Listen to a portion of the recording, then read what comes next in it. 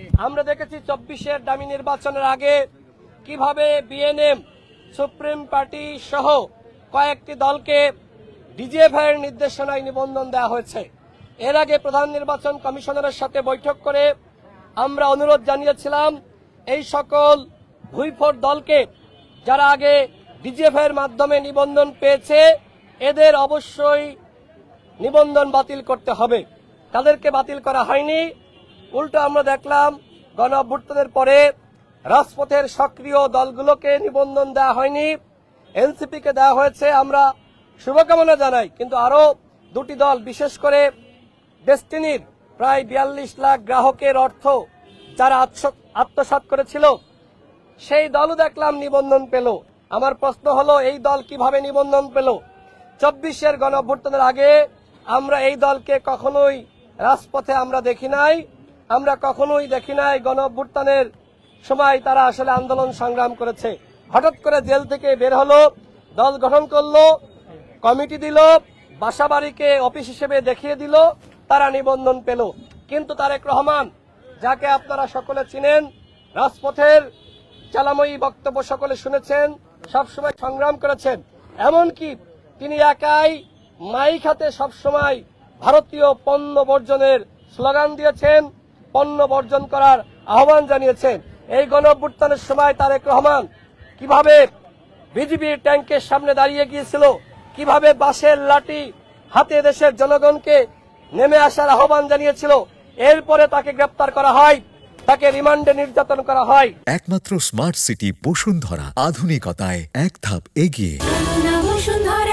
আজকে তারেক রহমানের দলকে নিবন্ধন দেওয়া হয়নি।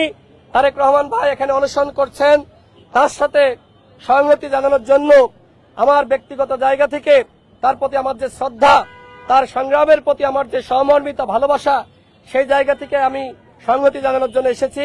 এখন প্রধান নির্বাচন কমিশনারের সাথে কথা বলবো।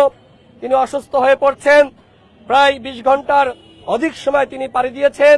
এখানে সারা রাত তিনি শুয়েছিলেন, মশার কামড় খেয়েছেন।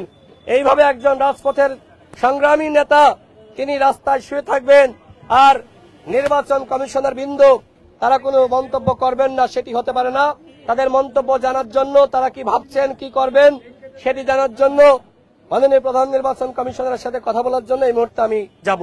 তারেক রহমান ভাইয়ের যে আন্দোলন, সেই আন্দোলনের প্রতি আমার সংগতি রয়েছে, তারেক রহমান ভাইয়ের প্রতি ভালোবাসা রয়েছে।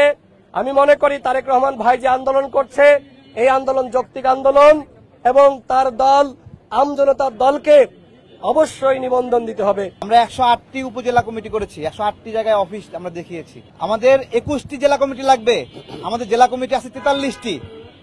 এবং আমরা এটা হঠাৎ করে এখানে রাজনীতি করতে আসিনি, যে শখ হয়েছে, অনেকগুলো টাকা ব্যয় করলাম, রাজনীতিতে নেমে গেলাম, দল একটা পেয়ে গেলাম, এরকম না। আমরা দীর্ঘদিন থেকে এখানে এই লড়াই সংগ্রাম করছি। 18 সালে আমাদের যে কোটা সংস্কার আন্দোলন, সেই আন্দোলনে আমি এখানে উদ্যোগ নিয়েছিলাম। তারপরে আমার মনে হয়েছে রাশেদ ভাই, নুরুল হক, নূর ভাই, ফারুক ভাই, তাদের হাতে নেতৃত্ব গেলে ভালো হবে। তাদেরকে বলছে আপনারা এটা ভালো পারবেন আমার চেয়ে। তারা নেতৃত্ব নিয়েছে, বিজয় এনে দিয়েছে।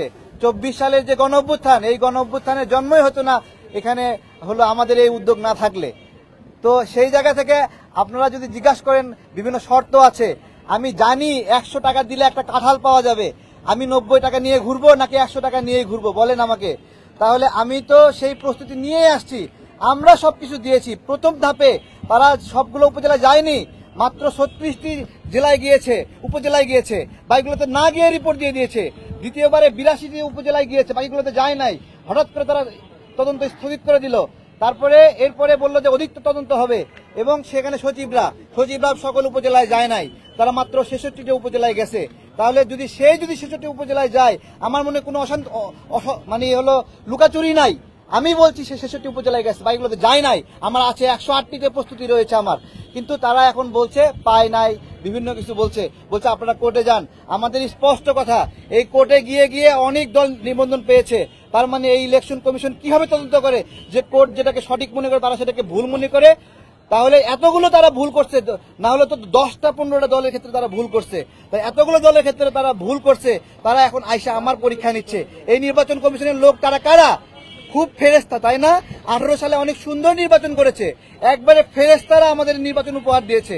হ্যাঁ, তারপরে 24 সালে খুব ভালো নির্বাচন দিয়েছে, 2 মেয়র নির্বাচন হয়েছে, এখানে তাপস সাহেব, আতিক সাহেবকে নির্বাচিত করেছে, অনেক সুন্দর নির্বাচন করেছে, তাই না? তারা এসে আমাদের পরীক্ষা নিচ্ছে, আমরা সেই পরীক্ষাও দিয়েছি, এখন বলতে হচ্ছে না। আমরা স্পষ্ট করে বলছি, অনেকের সমালোচনা করার কারণে অনেকে কষ্ট পেয়েছেন। ভাই, রাজনীতিতে সমালোচনা না থাকলে এটা মরুভূমি মনে হবে। এই সমালোচনার জন্য যদি আমাদেরকে আটকায় দেন, উপদেষ্টাদেরকে বলছি আপনাদের নির্বাচনে অংশগ্রহণ করেন, এটা একাই আমি আপনারা আমাকে এদেরকে কখনো দেখেননি, আমি একা বসছি, এটা আমার আন্দোলনের ধরন। আমি এইভাবে একাই অনশন করতে চাই, আমার সকল প্রতিনিধিকে আমি ব্যস্ত রাখতে চাই না।